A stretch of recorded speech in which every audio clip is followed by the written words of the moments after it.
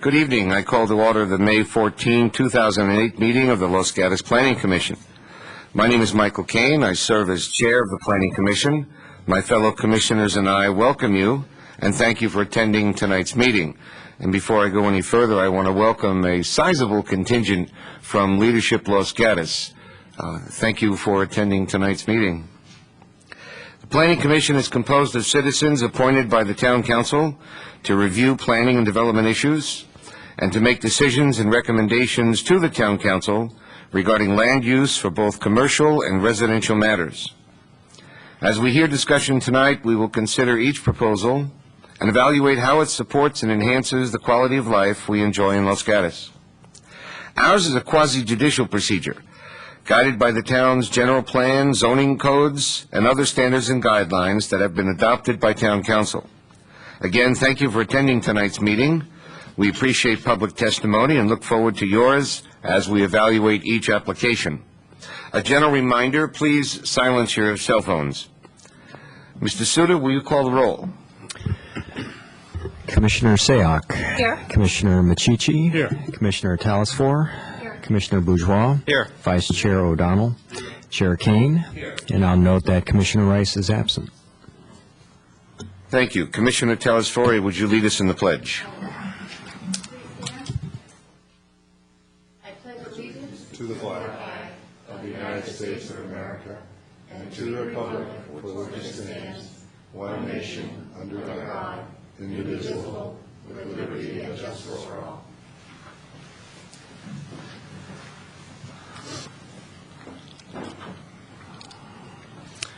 We move to the approval of minutes for our April 23rd meeting. Do we have discussion, or may I have a motion to approve those minutes? I'll move to approve. I'll second. We have a second. All those in favor? Aye. Aye. Opposed? Motion carries 6-0. Written communications. Mr. Suda, any desk items? No desk items. We move to requested continuances. We have no requested continuances tonight. The subcommittee reports. In addition to our Planning Commission responsibilities, each of us serves on one or two subcommittees. And I believe there was a special meeting of the Historic Preservation Committee, but the applicant was not able to attend, so there is no report. Is that correct? Mike, correct. We came to a recommendation without them there, and it was to take the house down. It wasn't on the historical list, as it turned out. Didn't have any importance, so we voted to have it demolished. Thank you, Commissioner. Without the applicant there. Commissioner Bourgeois, do we have a schedule yet for the new Committee on Sustainability? There have been no additional movement on that committee. Okay, thank you. We move now to verbal communications. As is your right, any member of the audience may speak for up to 3 minutes on any subject not on tonight's agenda. If you intend to speak, please fill out a speaker card located in the seat back in front of you so that we have a record of speakers, and turn that card in to a staff member on your right. When you speak at the podium, state your name and address for the record. And understand that state law prohibits the Commission from taking any action or discussing any topic that may be presented during verbal communications.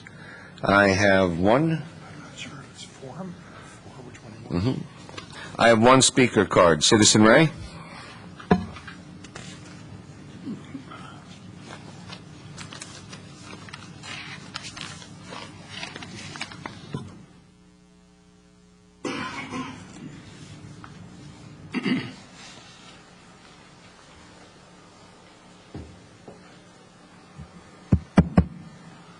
All set. Yes. First topic. As I mentioned to you at your last meeting, I asked all of you to take a look at what you helped create on Reservoir Road. The abomination, okay? The two-story flatland-style house that just plain has taken over the curb appeal or the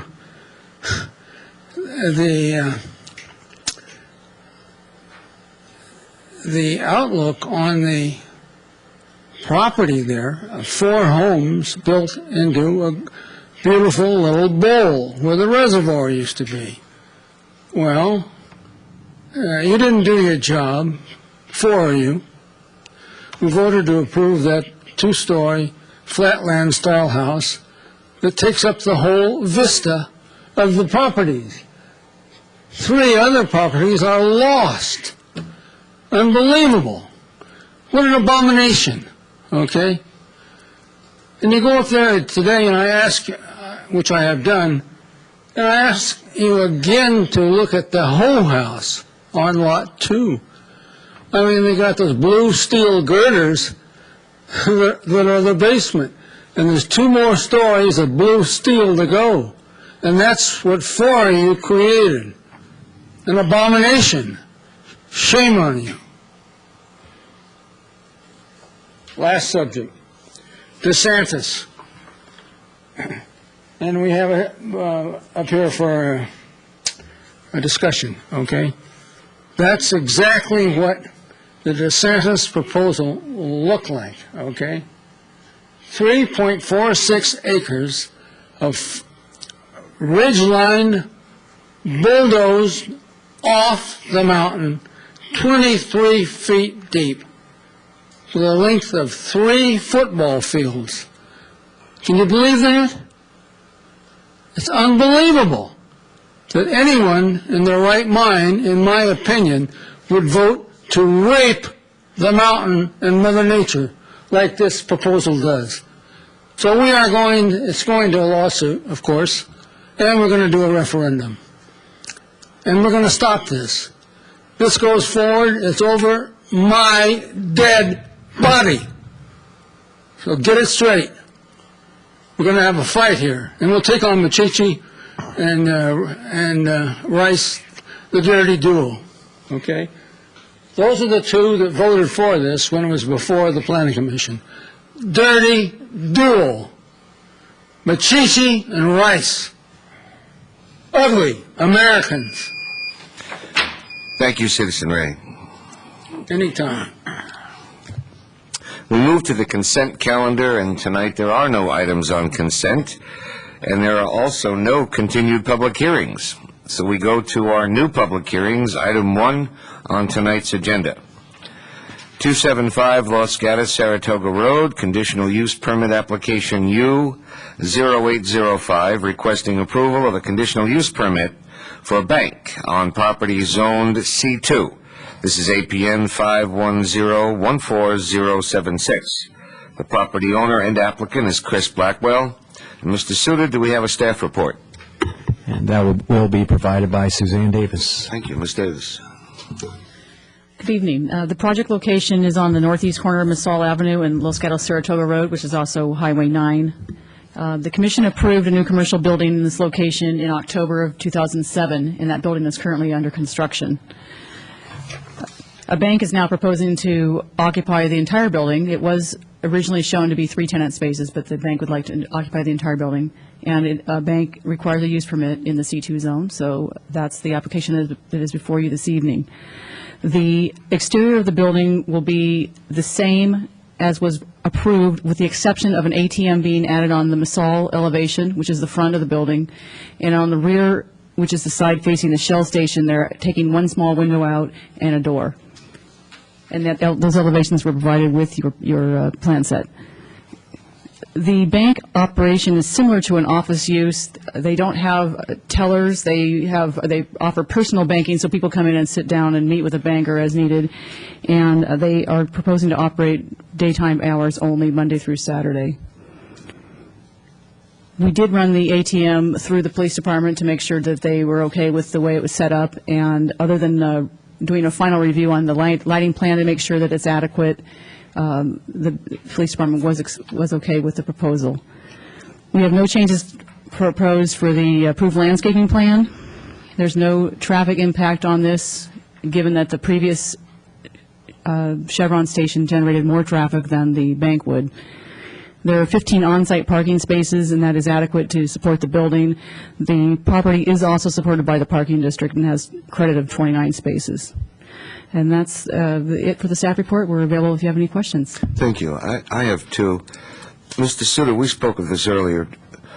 Why does a bank need a CUP in the first place? Banks can sometimes have different operating characteristics than a general office would, and some of those differences can be in hours of operation. It can be in the intensity of use. Therefore, under the town code, it does require a conditional use permit that allows the public to weigh in on those operational characteristics, and allows the planning commission to gather that input and make a final determination on that. I should point out that in the bulk of the C2 district, the bulk of the central business district, offices are prohibited on the first floor. Now, in this section of Highway 9, on Highway 9, offices are allowed on the first floor except for banks, which, as we pointed out, require a CUP. Thank you. Other questions for staff? Commissioner Machici. Does notification go out on a CUP required? So it went out to the 500, within the 500 feet of... 300 feet, yes. No. Commissioner Bourgeois. Thank you.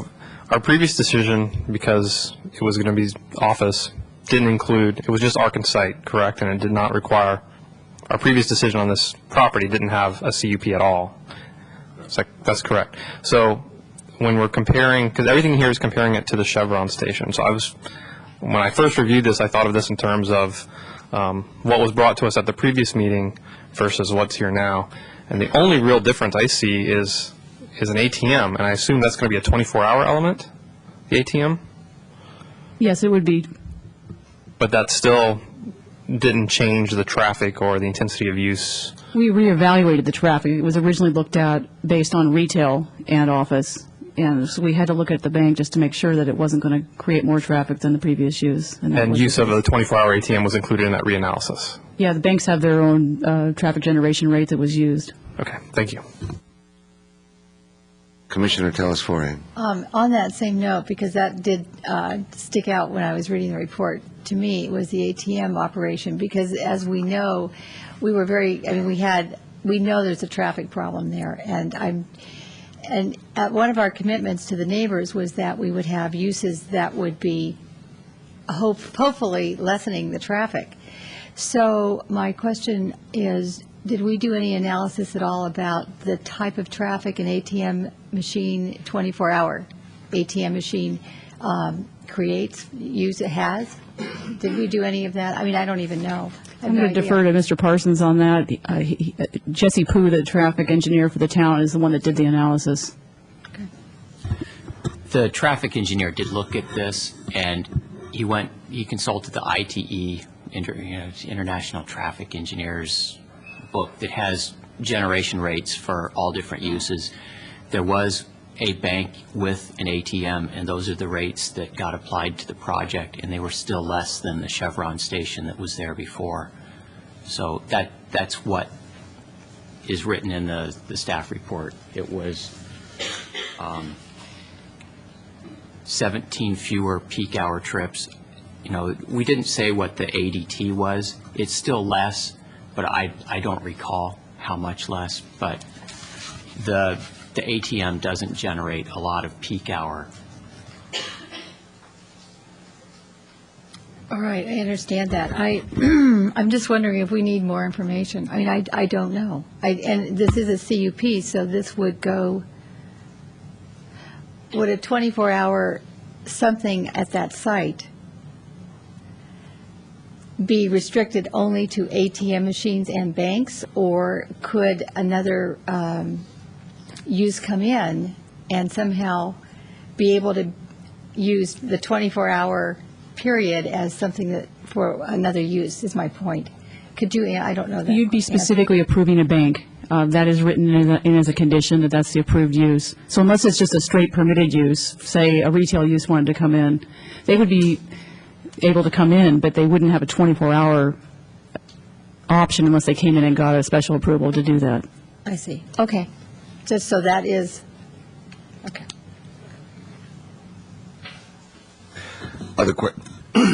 Commissioner Sayoc? When you sent out the notification to residents within 300 feet, did you get any inquiries or comments from any neighbors? I spoke with one neighbor, Mr. Kashu, who lives on the corner of Masal and Almendra, and he indicated that he thought that would be okay with the use, and I haven't had any subsequent contact. The applicant did meet with the neighbors and also had a bank representative that was involved, and they provided pretty detailed information to the residents about the use, and we did include the letter from the bank as an attachment to your staff report. Other questions? I'm going to open the public hearing. And shortly, we'll call the applicant, Mr. Blackwell, who will have up to 5 minutes to speak. After any other public members speak, the applicant may then have 3 additional minutes for rebuttal. If there are members of the public who wish to speak on this matter after the applicant, please turn in a speaker card. You will each have up to 3 minutes to speak. And I now call Mr. Blackwell to the podium. Hi, I'm Chris Blackwell. I'm the owner applicant. I live at 21357 Diamond Oaks Court in Saratoga. And I actually wasn't going to make this presentation. I had a bank representative to come tonight, but he had a family emergency.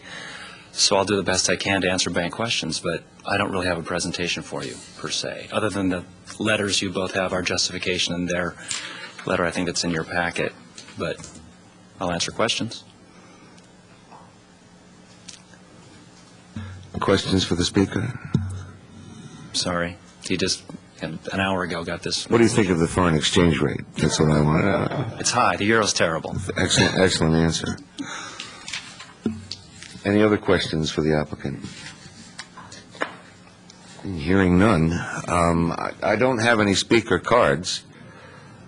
I went around to the neighbors. After our last go-around, I thought I'd better do some preparatory work. You did well. Do you wish to rebut anything you've said? No, I'm okay. In that case, I'm going to close the public hearing. Okay, Thank you. I have a question. I'm sorry. Commissioner Bourgeois. I was going to wait until we heard from any neighbors before I asked them. Could you just give a verbal recap of conversations you or your representatives have had with the neighbors and what their thoughts were? Yeah, I had offered to have a meeting with another bank representative who actually lives in Los Gatos. I thought that would be from First Republic Bank to meet with them. They chose not to do that. They wanted us to think of a couple things. We had a couple of phone calls. I met with the Kashubs. Mary Ellen yesterday, as a matter of fact. She wanted a couple questions about the ATM. And she was worried about lighting, and I showed her where the lights were going to be up in a covered porch and just kind of down lighting for security per the police department, and just kind of a glowing, it wouldn't be, direct lighting you see as you stare at something. So it was a lot of lighting questions. She was worried about traffic impact, because that U-turn issue. I said, well, actually, they're going to be pulling into our lot off Masol and parking, which I think is going to alleviate, it's just going to be in and park and then out the other exit onto Highway 9. So that seemed to kind of quell her concerns. Commissioner?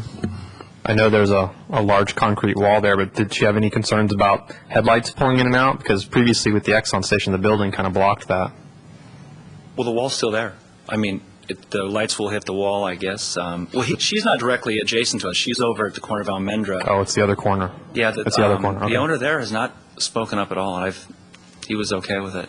Okay, thank you. Sure. That's it. Commissioner Telesfori. So when you did you speak to the neighbors? Is that right? I did. You did. So did you mention the ATM to all of them? It's in this letter that we did. Well, I mean, I addressed it as the questions came up, but I mean, it's in our letter. Is it in the letter from the First Republic Bank? Is that the letter you're referring to? I believe so. Exhibit 5?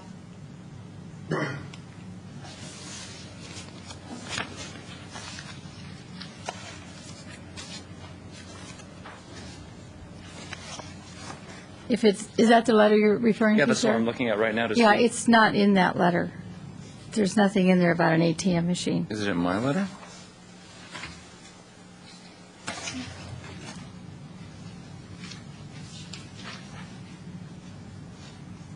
Apparently it's not. I think when I wrote my letter, I didn't know about it, and I didn't notice that they didn't address it. So I don't know what to say. I didn't But somehow Mary Ellen Kashub knew about it. I think she may have seen the plans, or her husband found out, but I understand the element. I don't know. I don't know either. Okay, that's all That my was just an questions. oversight. Was it, pardon me? Was it addressed at the meeting? Is that what you asked? I was asking the applicant if he addressed the ATM machine to the neighbors when he talked with them, all of the neighbors. He said, would you I'll ask please it. respond that, would you, please, sir, Yes, sorry. could you please answer the question again? Did you mention, you said that the letter went to the neighbors, and did you talk to all the neighbors about the ATM machine, or I just talked one? to the two neighbors who contacted me, and that was the Slatterleys and the Kashubs, and we talked about the ATM with both. With both of them? That's the only people that have expressed any concern to me. Okay, but the other ones probably didn't know about the ATM machine because it wasn't in this letter that went to Right. all the neighbors. Is that Right. correct? That's correct, but they would have come down to the town, and if they looked at the package, they, like the Kashubs found out, and the Slatterleys by looking at the plans, I suppose. I mean, it isn't direct in here, and that was just an oversight. I'm sorry. I didn't know about it when I wrote mine on March 14th, and they didn't put it in theirs. I didn't notice that. Sorry. Thank you. Are there other questions? I'm going to again close the public hearing. Thank you. Sure. And turn to the commission for discussion and a motion. Commissioners, can I have a show of hands from those who were able to visit the site and ask if there are any disclosures or evidence that needs to be put on the record? Let's begin with Commissioner Bourgeois and move to his left. Well, my only real concern about this project was just getting some clarifications on the ATM and the traffic and lighting, and I'm satisfied with the answers I received and the evidence in front of me. So I'm going to go ahead and make a motion. I'm going to make a motion to approve the conditional use permit, application number U-08-05. And I can make the findings that this is categorically exempt pursuant to Section 15301 under the State Environmental Guidelines, that the application, based on the evidence in front of me, is consistent with the redevelopment plan for Central Los Gatos Redevelopment Agency, and I can make the findings for granting a CUP under Section 2920-190 of the Town Code that the proposed use is desirable for the public convenience. It will not impair the integrity or character of that zone. It will not be detrimental to the health, safety, or general welfare, and that it's in harmony with the various elements or objectives of the general plan. And this is all based on the fact that the use is consistent with the zone. And I approve it subject to the conditions in Exhibit 3. That's my motion. Thank you. Do we have a second? Second. Commissioner Michichi? Discussion? Commissioner Telesfori? Yeah, I will support the motion, but I would like to note that neighbors, because this is, we went over and over this site, and it was traffic, and it still could be. I would like to note that the neighbors were not informed about the ATM machine based on this letter that they supposedly were sent by First Republic Bank in Exhibit 5. But I would like that noted, and for reasons of the future, who knows, okay? So, but I will support the motion. Thank you. Other discussion? Well, seeing none, I'm going to call the motion. If we understand it then, all those in favor? Aye. Opposed? Motion carries 6-0. Appeal rights. Appeal rights? Anyone dissatisfied with the decision of the Planning Commission may appeal the decision to the Town Council. The appeal must be filed within 10 days. It must be filed upstairs in the Clerk Department. There are fees for filing an appeal. Thank you. That is our new public hearings for the evening. We move to continued other business, and we have no continued other business this evening. So we move to new other business. Item 2 on our agenda is a report from the Director of Community Development, Mr. Suda. I have no report. I will just note, I know that many of you have gotten calls from Marilyn Cousin about the scheduling of this training session. We're having some difficulty finding a date that works, so we'll be going out a little bit farther towards August to try and find a date. So you'll get another round of calls or emails from Marilyn. Thank you. We turn to commission matters. Commissioners, any items of burning interest? I picked up from the minutes of our last meeting Commissioner Machichi's reminder that we complete his ethics training by July 1st. He did say they were his. Yes. All right. Thank you. Tonight we have one final item on the agenda. Item number 4 is a study session. We have these from time to time, and I was hoping tonight, Mr. Suda, there you are. We have to adjourn the meeting first, I believe. We have the study session. I did not know that. Thank you, Commissioner Machichi. Having no other business on our agenda, I am adjourning tonight's meeting and moving to tonight's study session. Mr. Suda, can you tell us what a study session is, its purpose, its authority? The purpose of a study session is to give the staff and the applicant an opportunity to hear directly from the Planning Commission early on in the review process, an opportunity for us to hear the Commission's identification, explanation of concerns that they may have with the project, elements of the project they support, and it gives us a chance to get direction from the Commission on issues that may impact the project as it evolves through the development review process. This is the study session is a process that we tend to reserve for larger, more complicated projects that raise a number of issues, and I believe this is one where we are specifically looking for the Commission's early input, as that may determine how the project moves forward through the process and may impact any changes that the applicant may wish to make as they address staff's concerns, address the concerns of the consulting architect. We can fold all those inputs together and then and make one set of revisions. So that's the purpose of the study session. Tonight, under a study session, we are not asking you to take a vote. You're not being asked to approve or deny or take any formal action on the project, merely to identify issues you may have, questions that require further study, and things like that. Thank you, Mr. Suda. Item 4 is the study session. It is 15400 Los Gatos Boulevard, Plan Development Application PDO 7146.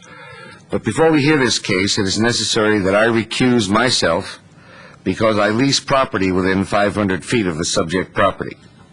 Vice Chairman O'Donnell will conduct the study session, and I will say good night. Good night. Good night.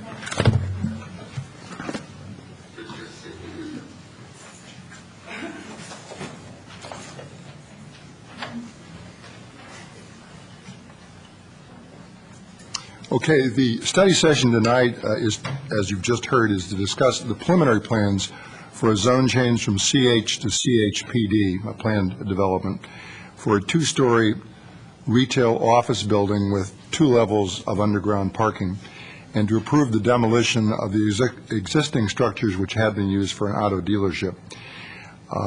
Mr. Suda, do we have a staff report? Yes, that will be provided by Joel Paulson. Good evening. As explained, the applicant is proposing to gain approval of a planned development to go from CH zoning to CHPD and to demolish the existing automobile dealership and construct a 55,000 square foot 2-story commercial building that will contain potentially office, both professional and or medical, retail potentially, and then they're also considering the option of a 10,000 square foot that could be utilized for restaurant use. The existing site, as many of you know, most recently was occupied by Swanson Ford, their truck division, and Hertz Rental Car. And before that, it was occupied by McHugh, Lincoln Mercury for some time. The proposed project meets all the technical requirements of the town code. However, a plan development application has been submitted because the general plan provides direction that applications on projects, or on parcels, greater than 40,000 square feet should be processed as planned developments. And additionally, the town council has indicated that projects going from auto dealership to some other use should also be processed as planned developments.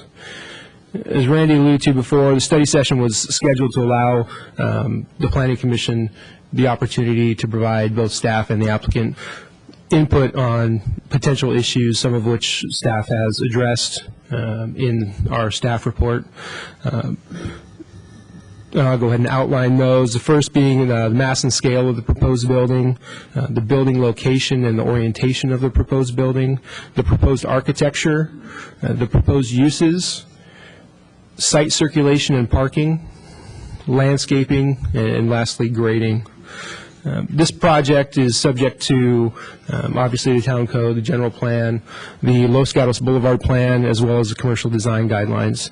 And the Boulevard plan and the commercial design guidelines have general direction in relation to mass and scale and building placement. In general, their general direction is to locate the buildings adjacent to the street and try to keep the parking in the rear, stagger the buildings along Los Gatos Boulevard so you don't end up with a tunnel effect, articulate the facades to minimize the building mass, frame the views that currently exist rather than block them, and try to maintain the views of the surrounding hills, especially at signalized intersections. Given these policies, proposed projects on Los Gatos Boulevard need to carefully balance the requirement to locate buildings adjacent to the street frontage with the necessity to be compatible with the surrounding area and minimize the mass and scale impacts of structures. The mass and scale is a concern to staff. It's a 35-foot tall building. On the Los Gatos Boulevard frontage, it's as close as 15 feet, which meets the setback. And on the gateway frontage, it's as close as 20 feet. The architect has articulated the building somewhat by stepping back portions of the second story, but staff believes that input from the commission on this matter is essential. Also, in relation to the building orientation, currently they're proposing a building that's askew to Los Gatos Boulevard, where most of the other buildings actually line up with Los Gatos Boulevard as far as that frontage. The consulting architects reviewed the plans, and he's provided an alternative layout, which the alternative layout that he shows aligns with Los Gatos Boulevard, and then along the gateway, because this is a corner, Gateway Drive, there's the option to either align with that frontage as well, or go 90 degrees from the Los Gatos frontage, aligning with that street. As stated before, they're proposing the potential for really 4 various uses: professional and or medical office, retail, and then a high turnover sit-down restaurant. Currently, the site has 2 access points from Los Gatos Boulevard. The applicant's proposing to bring that to 1, which would be at the southerlymost portion of the site. That issue is being currently analyzed. A traffic study is being completed as we speak, and that will be one of many issues that will be reviewed. The applicant's proposing currently 377 parking spaces. 51 of those are at grade, and 326 are below grade in the 2 levels of underground parking. However, 26 of those spaces are tandem, which does not conform to current town code.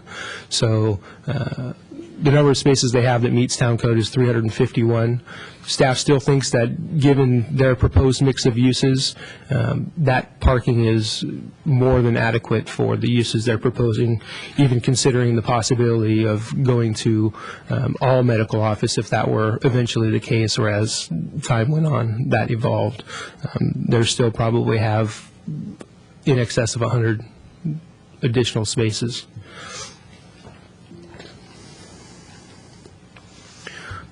Another issue the traffic study obviously will address is the impacts to nearby intersections. Obviously, in the previous application at 15200, I know that there was conversation around that issue, and probably specifically in relation to the Lark Los Gatos Boulevard intersection, which is typically impacted. So that will be evaluated. The applicant's also proposing to remove 9 non-native trees. The consulting arborist has reviewed the current proposal and recommended removal of those, and that it does meet the intent of the town code requirements, and it has also obviously provided recommendations to ensure the viability of the existing trees that will remain. Staff's considered all of the applicable general plan provisions, town code, commercial design guidelines, Los Gatos Boulevard plan, and the comments that were made by the Conceptual Development Advisory Committee, which reviewed this application. Staff and the applicant are looking for direction from the commission on each of the items I listed at the beginning of this presentation, and staff's available if the commission has any concerns or questions. Commissioners, are there any questions of staff? Commissioner Sayak? Mr. Paulson, thank you for your presentation. You mentioned that with the traffic that it's currently undergoing a traffic study. As part of that traffic study, does fire and or police, do they take a look at the access, particularly since it'll be reduced to one ingress-egress? Police, as of yet, has not reviewed the plan. Fire has, and they have adequate on-site circulation. They're comfortable with that kind of motor court, circular motor court that's in the front in the interior parking lot. Any other questions? Mr. Bourgeois? This may be premature and outside of the scope of the study session, but I was just curious. I didn't see anything about some sort of anticipated CEQA process. I mean, given the potential traffic impacts and 45,000 cubic yards of off-haul, I mean, that. Do you anticipate an initial study, or? Yes. Okay. Thank you. Other questions? Before we begin, I just want to remind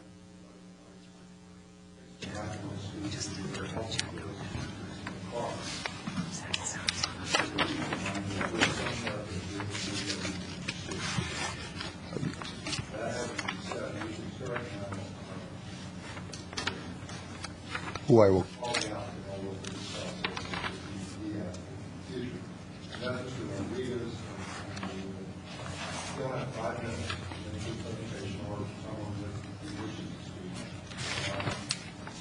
After that, we invite the other comment, 3 minutes to speak. If it appears that there was many issues and so forth, there's not, I would just remind you that some of you are hearing saying you intend to say, it would not be agree with that. I think that pretty well covers where we are. So if Mr. Rodriguez, if you'd like to begin, please do. Good evening. Thank you. My name is Ken Rodriguez, and I am the project architect. With me tonight are representatives of Sandhill Property Company. And Cortland will also have just a couple of comments toward the end of the presentation. But, generally, this site, we have been working with staff for quite some time on various site solutions, and we thought it was a good time to bring this before the Planning Commission on a preliminary basis. As background, many of you may know, I designed the project next door in the early 80s, so I'm very familiar with that site, and obviously other projects in Los Gatos, but in particular on Los Gatos Boulevard, and was very active in developing the Boulevard plan. So we're kind of, we look at a project that I did in 1982, right next door, that has a single-story restaurant building out at the parking lot, parking in front, and a two-story mixed-use retail office building that basically rings the entire site. And that two-story office slash retail is at the rear of the site. Again, not consistent with the Boulevard guidelines, but again, in 1982, it was consistent with design approach. We parked in the front of projects. To me, I've been before this commission many times over the years, and many commissioners have asked me, why can't we do buildings with underground parking? Well, here's one in front of you. And so I think we have to take a look at a developer willing to do a unique project that meets the Boulevard guidelines, where prominent buildings become prominent features at the street, encourage pedestrian activity, do not have a lot of automobiles or Detroit iron sitting in a parking lot with a lot of asphalt, which again is not very environmentally friendly.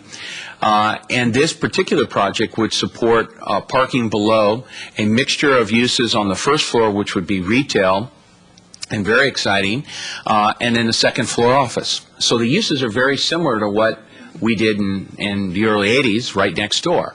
And for many of you know, Los Gatos Village Square has been very successful in many ways. There's really high quality restaurants in there. There's a mixture of retail, Trader Joe's, office space on the second floor. There used to be a large video store in there for many years. I mean, so it's had its success. So I think the area is supportive of a good mixed-use project. The architectural advisor, who we also got a lot of input from, came up with some very, very good suggestions, ones we would incorporate into the project, assuming this building stays with the guidelines, which is to push the building forward versus taking the building and turning it to the rear of the site, much like the project next door. So there's kind of the mix that we're in with staff. We'd like to get the commission's feeling on that. The other items that were spoken to in the staff report are, size and scope of the building. It's as tall as the project next door, the two-story mixed-use retail / office building next door. On the other hand, the FAR is greater. We don't have on-site parking at grade. We have it below grade, which, of course, is 4 times as expensive as on-site parking. Therefore, that 4 times cost needs to be offset by some additional square footage, which is what the developer is proposing today, or before you. I think the other thing that's good about the scheme is by pushing the building to the front part of the street or to the 2 streets, it activates the street edge. That is something that I and many, many people who worked on the Boulevard guidelines really tried to achieve. And as you know, not a lot of buildings have been built since those guidelines have been adopted. We brought one before you not long ago at 15200. I think that building now under construction will be successful at energizing that pedestrian activity from Los Gatos Boulevard. The other thing I like about the building is, again, moving it back up to the street and taking it away from the impact of the residents. We really took a lot of time looking at where do the 2-story buildings at the rear of the site across to the eastern edge of this site, how do they view it? What are their views of the hills? What are their views and vistas from their own apartment buildings? We felt more comfortable than the adjacent property, which is a long linear building that stretches all along the street for 2 stories and is set back 25 feet. So with that, I guess I'll conclude my presentation. I hope I gave you enough questions that you'll be able to answer. Cortland, I don't know if you have anything you want to add? Okay. Thank you. I'm going to see if the commissioners have any questions they'd like to ask right now. Oh, thank you. Commissioner Bourgeois? Thank you for your presentation. I appreciate you coming in for a study session. I think it's very helpful across the board. I was curious, and I know you can't have too much parking, but to go down 2 levels and yet exceed the required parking by well over 100 spaces, I'm just curious as the logic behind that. Okay. We don't think it exceeds the parking requirements that we are going to need. I know it might exceed the town code, and I certainly appreciate that, but that's one of the reasons we're asking for a PD also. If we were to have a successful restaurant at 8 to 10,000 feet, Crimson times 3, if you were to take that kind of a sit-down restaurant, we would need the additional parking that we're asking for. If you were to have a office use that truly supports itself and attracts the kind of office we think wants to be along Los Gatos Boulevard, we would need that amount of parking as well as the additional retail.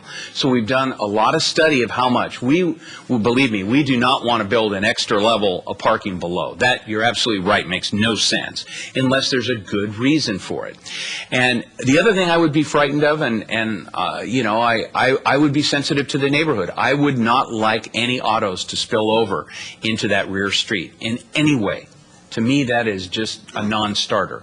So there's all of the thought going behind it, and thought going at a heavy expense to do it also. Mr. Jack, did you have a question? Actually, I do. Thank you. Mr. Rodriguez, I also echo the thank yous for bringing this forward during a study session. 2 quick questions for you. The consulting architect mentions the orientation and basically it provides an alternative because it is skewed to either Los Gatos or Gateway. Yes. Can you explain why you oriented the way you did? I will. I think by orienting it at the direction we've had, we actually, as you go down Los Gatos Boulevard heading south, you actually open up the view and vista back to the hills. So that was a thought that we had. By paralleling it to the street, I think you intensified the, quote, tunnel effect that the guidelines call for not to do. And a good example of that would be look at the site next door, just to the 2-story mixed-use project there where Trader Joe's is. That runs parallel completely to that street at the rear, and to me, it just seems a little claustrophobic in there, especially as a pedestrian. So that was a thought, and I'm not saying that he's wrong. I think they're both good planning principles. I think it's something that we as a group need to discuss, and like I said, I agree with Mr. Cannon's comments. I enjoy working with him. He provides a very good service for the town, and we can do that. I just wanted to encourage him, whenever I got in front of him, to think about this other direction, solution. Thank you. 2 more questions. The second, let's see. In one of your letters, in your letter of justification, you talk about protected courtyard spaces for what you call unique retail amenity. Yes. Based on the elevations I have in front of us, I can't figure out what you're getting at. Could you just clarify that? Yes, I think that the auto court that would be just to the east of the building, in the L shape of the building that's protected back there, could be a really interesting outdoor dining space at night without cars, because you have parking below and you wouldn't have the office and you wouldn't have that functioning. We also think that that would tie it in from a pedestrian standpoint to the retail project adjacent to it. And our client has talked to the property owner next door to try to get some synergy working between the 2 projects. Okay, and my last question, also in your letters to us, you mentioned that you were tentatively planning a neighborhood meeting. Yes. Has that occurred? And if so, could you just provide some feedback on what has happened? I'll let Cortland speak to that. I missed the meeting. Unfortunately, I was out of town, but it did occur. When you speak, would you please identify yourself? Absolutely. Cortland Bohasic with the project applicant. And thank you, commissioners, and thank you, staff. As Ken mentioned, we did have a neighborhood meeting, which was noticed, quite broad notice at the encouragement of staff to get some initial feedback on the project. For those who did attend, we actually had nothing but positive comments from them. Their main concerns were how would we be addressing the properties behind the subject property and they seemed to appreciate the fact that the building was being pulled closer to the boulevard, keeping it further away from their adjoining properties, and then actually heavily planting the area between the property and the subject properties behind. Other than that, that was really the initial feedback that we received. It wasn't a large turnout, and we welcome any input from any neighbors, and hopefully we can provide a project that makes sense for both the town and for the neighborhood. Any questions of this speaker? Commissioner Talasvora? When I cannot remember if you came before us at CDAC, did you come with Mr. Rodriguez? I don't remember. Not for CDAC, At the no. time, we had suggested that you also speak with the owners of the project across the gateway from you. Is that Ace Hardware, and is there a gas station there? I can't remember. Okay. And I wanted to know if that had happened. Have you had that conversation? And the reason was, if you remember or recall, was to make it much more of a copacetic kind of relationship, because they certainly will be developed, I would assume in some 10 years from now perhaps, or whenever, they'll be developing as well. So did that occur? You'll have to defer to Ken on that. I was not part of that original CDAC, so. I believe that the applicant has met with them or the property owner, but again, I was not at that meeting, so I can't be sure of that. Okay, all right. Thank you. Commissioner Machici, do you have a question? No, not of the speaker, but Either speaker. Mr. Rodriguez. Yes, sir. Did you get a copy of the architecture planning report from our town architect? I did, Okay. yes. Could you comment on his various issues? I assume you've had a chance to look at this? I have, and as I mentioned, Commissioner Machici, I feel very comfortable with most of the suggestions, especially the architecture suggestions. I think they're very good. The site planning issue, I think you could really see it, and I appreciate Randy for putting our slide up here. But up at the top, you can see with the building skewed, it actually opens up the view corridor along Los Gatos Boulevard. Having done the little building, it used to be DeMartini Produce, if all of you remember, that's who it was done for back in the old days.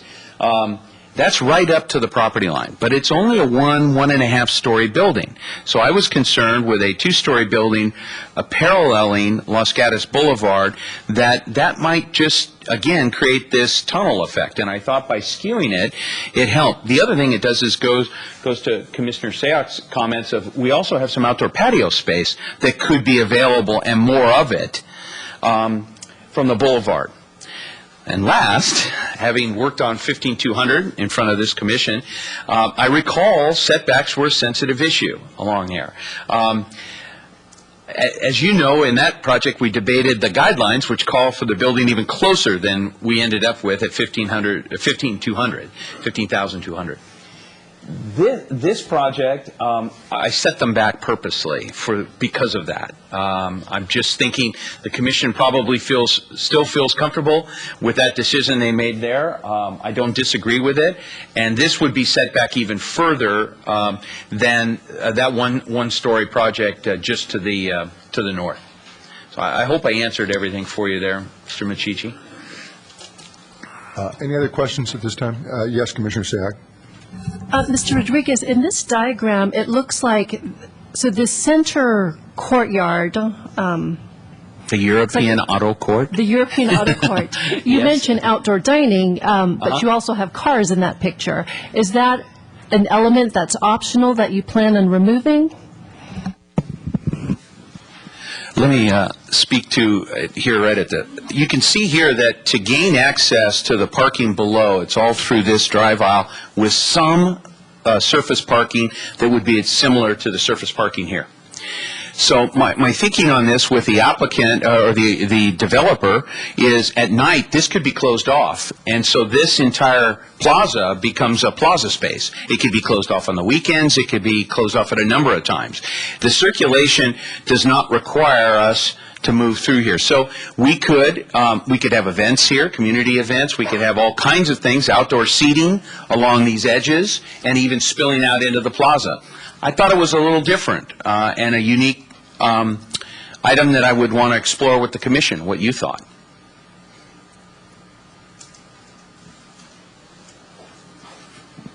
Commissioner Telesfor. I have a follow-up question to that question.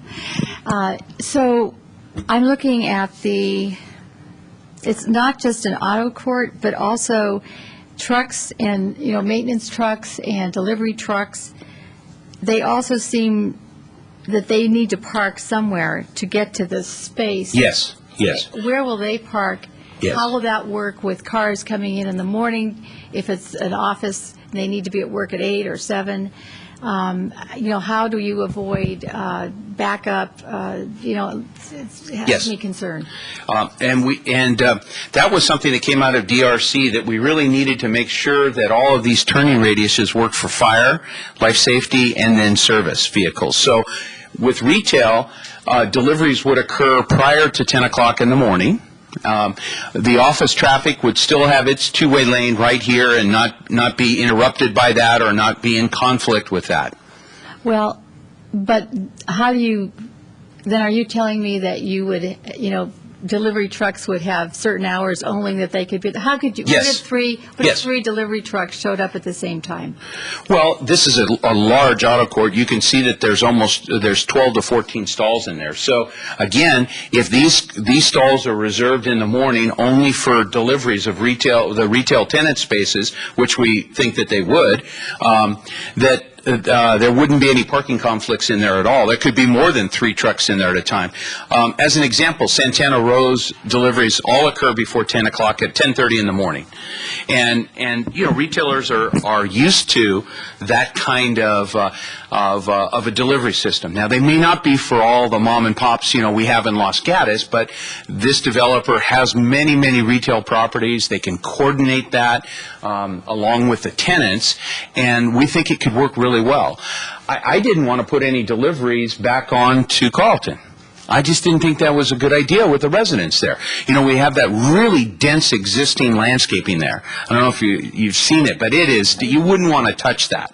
It provides a great screen for the neighborhood, and it provides a really nice green space when you walk along Carlton. So that's why we didn't want to have any kind of deliveries there or off of Gateway, because there's a median in Gateway. It's really hard to maneuver in there, so we knew we had to handle it on site. I actually visited the site, and Carlton impressed me this morning because it's absolutely covered with beautiful trees. I was quite impressed. And the relationship between the building the development next to it that you had designed in 82. And to the apartments back there and the residents reminded me that this building as well would almost serve as a transition building. To that neighborhood, and so I was really, that left an impression on me, and so that will be very important as well. Now, you mentioned that the building next door is the same height as this, but when I checked with Mr. Paulson today, the building height next door at the Newtown, is that what they're calling it? No, it's Los Gatos Village Square, I believe. I'm behind. The name may have changed, but that's originally, I think, what it was. Okay, Yeah. is 32 feet, and yet we're dealing with 35 feet Yes. with this building, and then 40 feet with the tower. That's right. The towers actually exceed the 32-foot height there, as I recall. And But the other thing that impresses me about this building in this regard, because one of the guidelines for the Boulevard Plan is that we maintain that viewscape of our hills. I mean, that is our background. And when you put 35 feet at such a close proximity to the street, you pretty much block that view. And so had you thought of doing something like perhaps flip it, the building sort of reminds me of an L, let's just call it Yes. an L design. Mhm. Have you thought about flipping that building? Is there a way that you could do that so that the L would just be flipped over? There absolutely is. And then Yes. the courtyard would become more of that gathering place. Mhm. Also in the Boulevard plan, it says that an emphasis would be placed on development so that it had, fountains, courtyards at signalized intersections. Yes. Had you thought of that? We have, and I'll walk to the plan again, but I'm not sure that, that's a bad solution. We actually have passed that site plan on. We even brought it to CDAC, if you recall. We had both. And we've also discussed it with staff. So we're kind of right there with you. When you talk about the hillside view corridor, that's one issue. Then you look at the guidelines saying push the building to the street. So then we kind of go back and forth. But let me tell you what I think is the good and bad about both, if I could. If you were to flip this, then you'd have the long side of the building here. Obviously, that's similar to what's next door, and maybe that's okay. All right? Again, there's a dense landscaping here. That would open up the view corridor, again, to the hills, in that direction, and it would create a plaza, at the corner. The other approach on that was to narrow the interface with the residents, which was this short side here. So when you really look at it, it's about a third of the interface with anything across the way. And where it's located, it's pretty minor there because there's a little park here that starts here, and the first two-story building starts about here. And then that opens us up for a walkway that we had through here. So, we were trying to be consistent with the guidelines, but I'm happy to look at that if that's something you feel very comfortable with. I do, because CDAC, we talked a lot about lifestyle centers, and there is a definite lasting impression in my mind for some of the centers you've designed, especially the one at the corner of Los Gatos Boulevard and Blossom Hill. Mm-hmm. And although the tower element maybe isn't what I noticed or really am positive about, Mhm. it's the inside where people are gathering Yes. in that area is there. And it just reminded me that what we were trying to do with the Boulevard plan was to keep it pedestrian-friendly. Yes. And human scale. And I'm thinking that with the building flipped, it would be much more enticing to pedestrians and signal that this is a place where you could gather, and it wouldn't be such a stay-out building. It would be much more inviting in. And I think that area and the residents in that area would probably really participate in gathering. People today want to gather, so Yeah. that's No, all and I'm impressed with. everything you say, I really One like. second. Let's, I'm sorry. if we I didn't can, mean to go on. This was Sorry, to ask excuse some me. questions of the applicant. We're going to listen to whatever everybody else has to say. When we're through doing that, a dialogue, our conversation, commissioners, will be a very good thing. But otherwise, we may get a little waylaid on this. So I would suggest if you have any specific questions, let's get them out of the way, and then we'll go to the public. Commissioner Machici. Do you happen to have a drawing with you with the thing flipped? I don't. Oh, okay. Again, because of the study session, I wanted to create this dialogue, which is No, I like the fantastic. idea, I'd just like to see it. Really good, and, we'll come back with something what we hear here, just as the Vice Chair said here, Any other questions? Thank you very much. Thank you. Now we have, I have some speaker cards here, and I'm just going to go through them in the order in which you received them. And I may mispronounce his name, forgive me if I do, and you can correct me. But I have a Horst Fent. Thank you.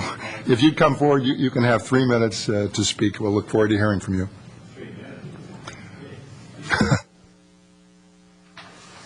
As you said, my name is Horst Fent, and I have the great misfortune to live across Trader Joe's. This is my property, and my parking, or my driveway, both the ingress and egress, has become the ad hoc U-turn for Trader Joe's, all the people that shop there. The traffic along Los Gatos Boulevard has increased dramatically.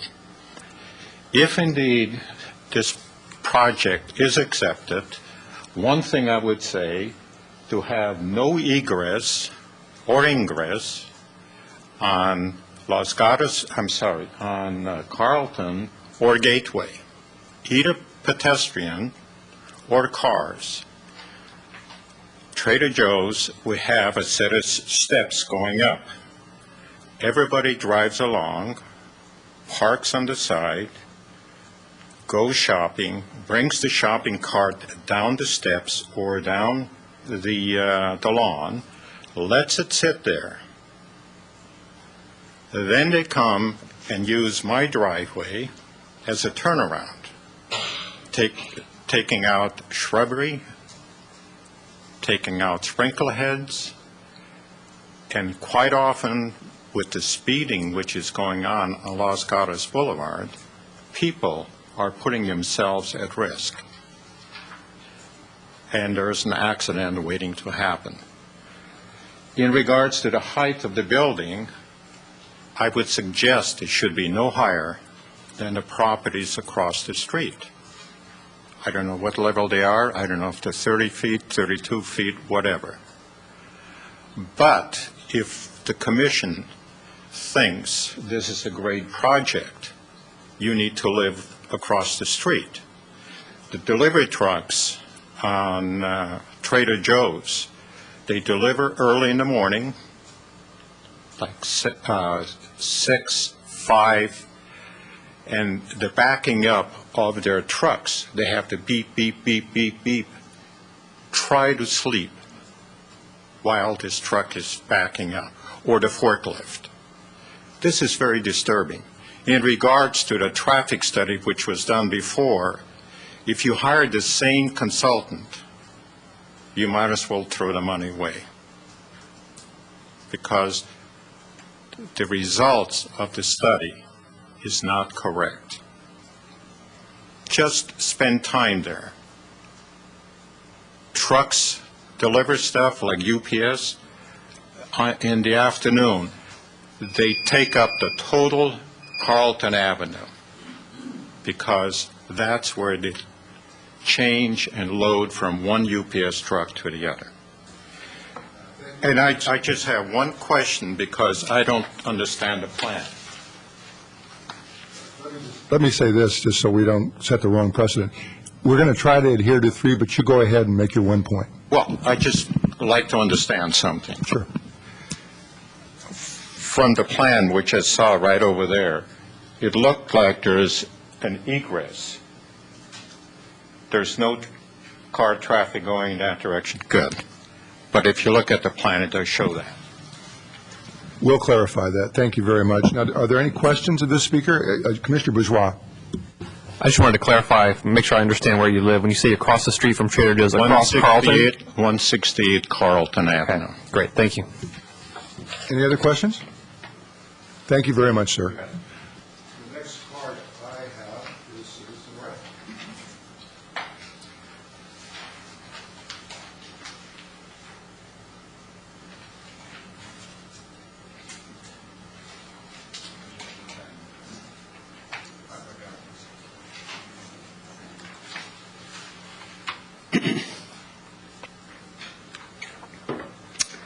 Yes, indeed. First off, I cannot believe it. Here we are, we have Mr. Rodriguez again, the same old snake oil salesman. Study session, and there are no elevations. No elevations of what it's to look like. Can you believe it? Going to fire these people over here because they're not doing their job. I'm talking in the report. No elevations. Okay? So, okay, you got it on the wall. Well, why don't we take time out so we can go look at them? You don't even put them in the report. It's absurd. Nonsense as per usual. Okay? So what am I going to say about the elevations? Because I haven't even looked at them. stupid. The process is stupid. And you allow it to be. Next point. No cheating on the story poles. We've seen cheating on story poles recently on commercial. Instead of 2x4 wood to give the height, bulk, and mass, as the story poles are supposed to do, Lortz and Company, the very dishonest people that we hire, have allowed skinny little wires to take the place of story poles. Sick. Sick. No loading zone. We just went through this half a block away with the latest development, and we insisted to be a loading zone for obvious reasons, and it was put in. But here the same guy, the snake oil man, shows up with a second project twice as big and no loading zone. Unbelievable. 45,000 cubic yards of export. That's 4,500 10-wheel dump trucks. Unbelievable. How are you going to export that in the middle of Los Gatos Boulevard? How? How? Only an idiot would propose that. Or somebody who doesn't give a damn about the residents, okay? 10,000 square foot restaurant. And the same guy, snake oil man, had a 4,000 square foot restaurant approved just a little while ago, half a block away. How many restaurants is snake oil going to put together down Los Gatos Boulevard? It's absurd. It's absurd.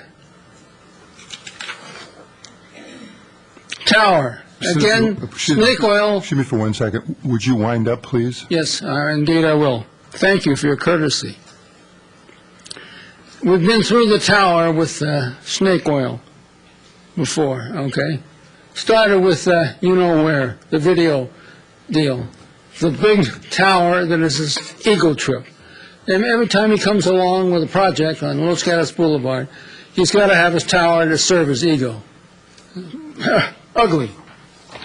Thank you very much. Does anyone have any questions? No question. The next speaker card I have is Jeff Scott.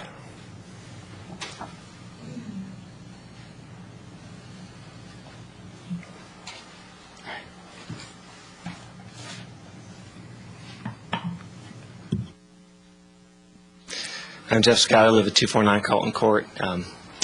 Wanted to talk to you guys tonight mostly about the size. We all know how gigantic the project is. I think the thing that really got me when I saw the size of this is 15,200, which you guys just approved last summer, and the town council also approved. It's the most recent project you guys have approved on the boulevard. And there's a lot of give and take, and a lot of back and forth about the intensity, the compatibility with the neighborhood, the size, all that stuff.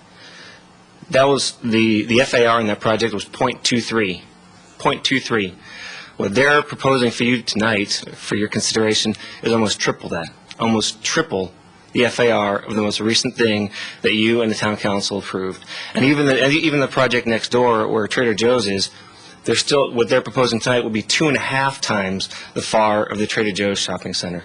I mean, what they're proposing tonight is just, it's so ridiculous. It's almost offensive that we as residents even have to come here and address it. The comment about wanting to have a little bit more square footage to make up for the cost of the underground parking, I mean, that's a bill of goods they're trying to sell us. If they make the building smaller, they don't need as much parking. So their own desire to make this building enormous is what's driving the need for all the underground parking. So I hope the town's not buying what they're selling, and I hope the town understands that what they're really hoping for is to propose 55,000 feet, maybe come back and try to look like good guys and sell for 51 or 52,000 square feet and still get away with murder.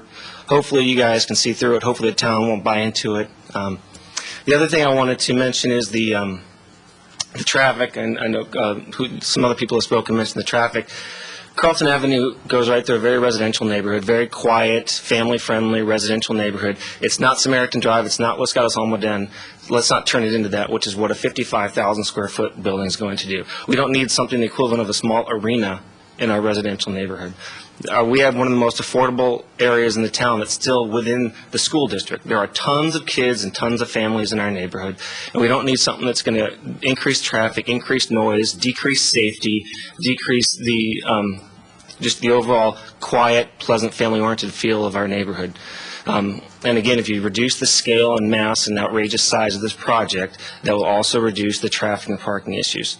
And one last thing, I don't know who the developer may have spoken to or who they wanted to have their, who they had their neighborhood meeting with. No one talked to me.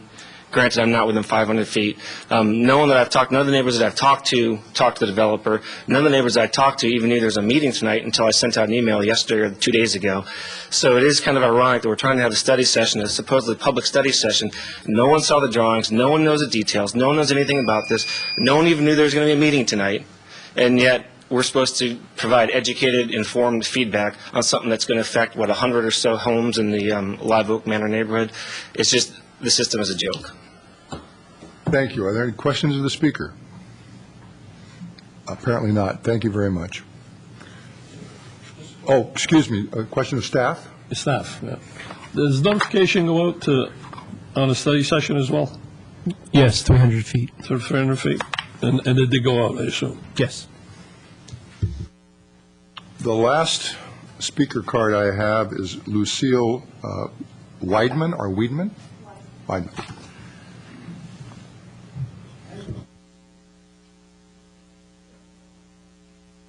Good evening.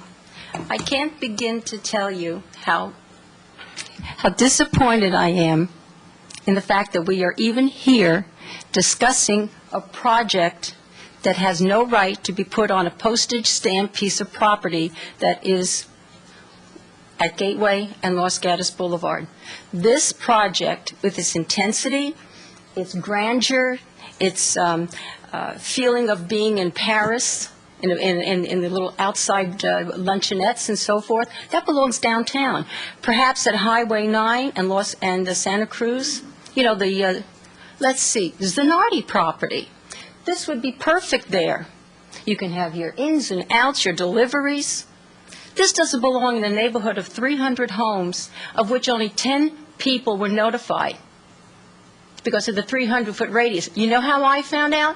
My neighbor, she lives across the street from me, the corner of her backyard caught the 300-foot. I'm 450. She's up in Oregon. Her mail got up to her. She called me on the 6th of May. She said, Lucille, what's going on? I says, I don't know. I didn't get any notification of anything being built on that property. I says, you're in Oregon and you know more than me. The meeting that this gentleman was talking about, who did he meet with? He didn't meet with me. He didn't meet with Scott. He didn't meet with Horst. Who did he meet with? Himself? And his Gumbada over here? Mr. I want to build something so I could do whatever I want in Los Gatos? This doesn't belong in a residential area. And everything that the two gentlemen spoke to is more than accurate. You can't go up Carlton Avenue during Christmas because there's not one, there's not two, but there's three U.S. I'm so confused. UPS trucks backed up that you have to politely wait because the guys are doing their business. They're trying to deliver packages, so you wait. Then the car behind you waits, and the car behind you waits. According to the conditional use permit that Mr. Rodriguez was involved with, no one was supposed to park on Carlton Avenue to do their business in the shopping center. And just as Horst said, that's what happens all the time. I'm trying to go to Nob Hill or wherever, and I have to be careful because folks make a U-turn, precisely as he said. This belongs downtown. This doesn't belong on a little piece of postage stamp of a piece of property. And you need two-level garage? And what about at night? You gonna gate that closed, or is that gonna be a hotel for the transients that we have already there and in the park? I'm ashamed of every single one of you, and especially you, for even letting this get this far, and nobody even knowing what's going on. There's over 300 homes in there. And then Mr. Big Shot over there with the 300 radius, who are you letting know? We pay taxes. This doesn't belong here. And Mr. Big Shot can go put his property someplace else. Everything he wants to build, he gets. There's enough of restaurants that aren't even being served right now. What about the odor? What about all the noise? Pardon me, you have 3 I'm minutes. very upset because I didn't have a chance to do any research. Do you mind, however, just give you time to wind up, but please wind up. All I'm saying is I'm ashamed of every one of you to even allow this to go this far without letting any of the residents know what's going on. I'd be happy to answer, I'm sure. Are there any questions of this speaker? There aren't. Thank you again.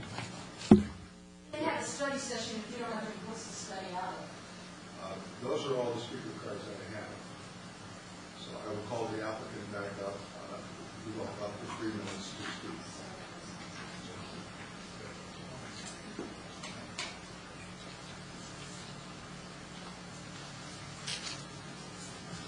Hi, Cortland Bohasek again.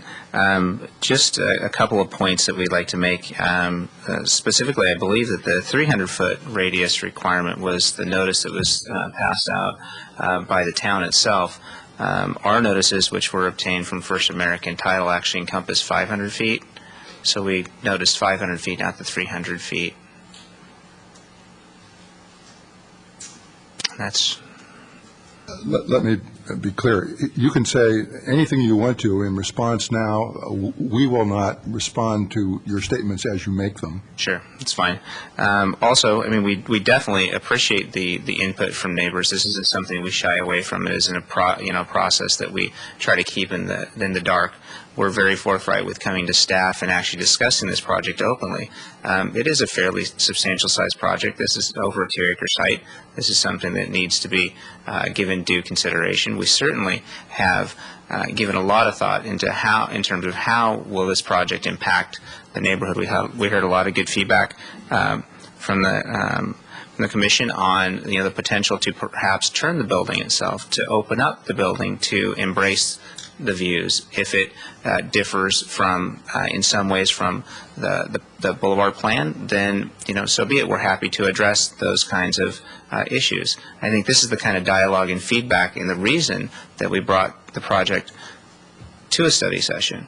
The other projects, you simply take them to a certain point and submit them and then get your feedback in a public forum. This is something we're really inviting the feedback from both the commission, staff, and the public. So we welcome this opportunity. I'm sorry that certain people were not noticed or didn't receive notice. It was definitely sent out by us and by the town.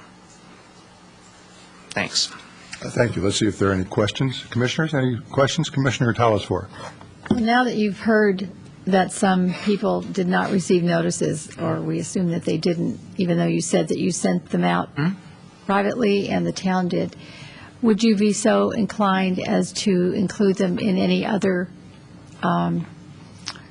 reevaluation of your project, or as your project moves forward? We would certainly. We would look at the opportunity to have an additional meeting if there are certain refinements that come out of both this meeting and even subsequent conversation with staff. Those are changes that we would like to put to the neighborhood and find out what their thoughts are on that. They might even have some differing views or some other impacts that they want us to be sensitive to. Those are issues that we like to get out in the open prior to bringing a project to its full fruition. So absolutely. Thank you. Any other questions of the speaker? Thank you very much. Thank you. That will conclude the public speaking on this issue. We'll close the public hearing now, and I will invite the commissioners to ask questions, make comments, and I would like to start with Commissioner Talasfor. Are you sure you want to start with me, or would you like to have someone else start? Why don't we do that? Happy to, well, it's up to you. I'd be happy to. I'm going to hear from you one way or the other. Yeah, you are. We might as well start with you. Okay. I think what I was struck with this project was that at CDAC I had very high hopes for it, because we did talk about all of the things that are in the commercial design guidelines and the Los Gatos Boulevard plan, and it was always a human scale type of development is what I think we thought. And we thought providing retail out to that area would be very important. Providing areas to gather would be important. And, but as I said, I was shocked at the 35-foot and 40-foot elevation. It's not what I expected, and it doesn't really speak to the intent of what I feel CDAC was aiming at, or to any of the documents that we have. And our documents really are what we measure projects by. Those are our tools. So with that in mind, I obviously would think that the height is too big. The intensity, where's the list? Where's our list that we have here? We had to comment on mass and scale of the proposed building. I think it's out of scale. I think it dwarfs the site. I'm not sure that any of it's very sensitive. And I have to say that I really appreciate that we are having this study session, and that the applicant actually came to CDAC before and then is coming back here, and that really speaks a lot about you. You do want to hear what we're saying, and you do listen. So the architecture, I think, could work. It's Spanish Revival, is that what I would call it. I would like, though, if it's going to be 2 stories, please consider allowing some relief as we look up at this building, perhaps leaving some portions of it exposed so we could see through the building to hillsides, to perhaps the landscaping behind it. And then I think that something like that would allow for much more articulation. You have arcades, and I'm not sure where the arcades are going, but that feature I liked a lot. The circulation I'm very concerned about with delivery and loading and unloading. I do not understand about, if the tandem parking perplexes me. And landscaping will be very important here. And the grading does concern me. I do think the building is perhaps at this point way overscaled. That's all I'll say for now. Thank you. Yeah, I guess what I was listening to was the choice they were, about the size of the building being on the land the way it is versus putting parking on top with a smaller building. And, from my view, I've always disliked seeing all that parking on Los Gatos Boulevard. It's always bothered me. So I thought them taking on the expense of going underneath was a kind of a unique idea. The size may be big, but I understand why they went that way, because of eliminating the parking on top of in the landscape area. So I think I'd like to see the thing flipped if it does maintain this design. And I probably would like to see what they would have come up with if they weren't going underground on parking. So, as an alternative. Thank you. Commissioner Sack? Okay. I have a couple of specific comments, but I guess what I want to start off with is just the general thread that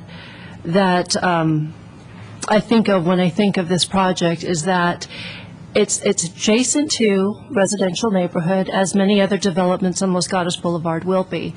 And because of upcoming impending improvements, I think we have a real opportunity to really do a good design that is harmonious with the residential neighborhood and meets the commercial necessities that the town and the neighborhood in that particular area need.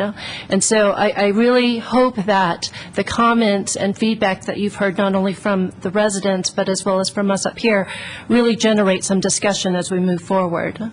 Okay, the first issue, the mass and scale of the proposed building, 55,000 square feet to me definitely is way too big. And I hear your rationale about parking, and particularly the expense of parking underground, but I am in agreement with, if you reduce the square footage, you reduce your parking requirements, you reduce the amount of grading that you're going to require. And 55,000, you're almost 8,000 square feet larger than your adjacent neighbor, Trader Joe's, yet they have a bigger lot. You know, when this comes back, I'd like to see the floor area ratio more in line with the surrounding neighborhood. I believe the next largest is .41. So, you know, specific comments, I'd like to see it scale down to that. Building location and orientation. You know, in terms of having, whether it's askew or parallel, I kind of like having something different. So I can see both rationales, your design as well as our consulting architects. One of the issues that I thought of immediately, and now I'm rethinking it because after listening to our neighbors, but kitty corner to your site is a park. You had mentioned it. It's one of the town parks. It's Live Oak Manor. And it's heavily used during the day. Lots of recreational soccer is going on there, so you see lots of kids and lots of parents with them. And one of the comments that I get constantly from people who live along the boulevard, the eastern portion of Los Gatos, is let's really try and generate something that's family-friendly, pedestrian-oriented, community, neighborhood-oriented. And immediately I thought of the possibilities of providing some harmonious flow between your development and that park, you know, activating both. And definitely, I don't want vehicle access along Gateway or Carlton Avenue, but I thought perhaps pedestrian access on that northeast corner that would provide a transition that would really maximize the synergy between the two could be something really spectacular. You know, if with some careful thought and some good design, you could perhaps maybe make a strong anchor and focal point for that neighborhood. But now I would really like that as something to talk to the residents about, particularly with their concerns about the traffic along Carlton Avenue. But in my mind, I was really looking at some pedestrian access points to really gain momentum and activate that site. In terms of architecture, whether it's flipping it or I definitely agree with the consulting architect's recommendation that you need to provide more visual interest. Right now, the elevations before us, I just see a two-story box, and that's sterile and very unappealing to me. And I'd like to see something more inviting. I like one story. If you can do a combination of both to save the hillscape. One thing, though, specifically, your plans show that you're using copper gutters, and our residential design guidelines that this commission has just passed and is now with the council discourages copper gutters. And so I'd ask you to provide some alternate materials when that comes back to us. And, you know, I talked about the landscaping already and the grading. You know, I really want to see the initial study and the information that provides 45,000 square feet of export and how you plan to handle that. That's something that I'm really going to be keeping an eye on. Thank you. Thank you. Commissioner Bourgeois? Actually, I'd like to start with a few questions of staff. I'd like to go back to these parking numbers and maybe get staff's take on the vast difference in what, you know, the numbers say their parking requirements are versus what they anticipate their use is going to be, and then what numbers do we then use for our traffic analysis? Do we use what the applicant says he is expecting, or do we use the numbers that we generate? We will use ITE, which, as Fletcher spoke about, I believe in the previous one, there are various uses and there are traffic generation rates based on those uses. If I may, let's draw a clear distinction between the parking and the traffic issue. One of the things we are finding with uses that potentially involve medical office, such as this, is that our ratio of 6 parking spaces per doctor may not be adequate. I think when you look at some of our recent projects that involve medical office, some of them are having some spillover effects. So I appreciate the applicant's statement that the town's ratio may not be adequate given these kinds of uses. One of the things we're contemplating through the initial study is to actually expand the traffic analysis to include a parking analysis. That would specifically go and look at other sites that have a similar mix of uses to determine what the proper ratio is. and then that would feed back onto the actual traffic analysis. That's correct. Okay. I was also a little confused, perhaps I should ask the applicant, but on the plan sheet, sheet A 3.1, there is a typical wall section, and it shows one level of a garage. Sorry, I'll give everyone a second to get there. A 3.1. And it's the typical wall section in the upper left-hand corner. And it shows one level of parking, and it also shows what looks to be the existing grade or ground level at the bottom of the parking garage. So I was just confused by that section. Yeah, that's an error. That's an error, okay. Across the board. So the bottom of the second retail office is going to be at ground level, and there'll be 2 levels of parking below that. Should not. It's going to be just 2 levels all the way. If there's some uncertainty, we could ask the applicant. Gentlemen? Is there some uncertainty, we can ask the applicant? You can confirm that with the applicant. It's our understanding that both levels of parking would be below grade. All right, we have a closed public hearing, but it's clear that it would be very helpful if we had an answer to this question, and therefore, for the limited purpose of that, I would reopen the hearing and ask the applicant to explain to us whether A31 as raised is in error or whether it's correct.